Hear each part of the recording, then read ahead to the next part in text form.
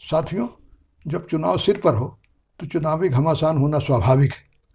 सत्ता पक्ष और प्रतिपक्ष दोनों हमलावर हैं। जब संसद की सुरक्षा में चूक का मामला आया, विपक्ष ने भारी हंगामा मचाया और 143 सांसद उनके निलंबित कर दिए गए। और अब मामला है मिमिक्री कांड का।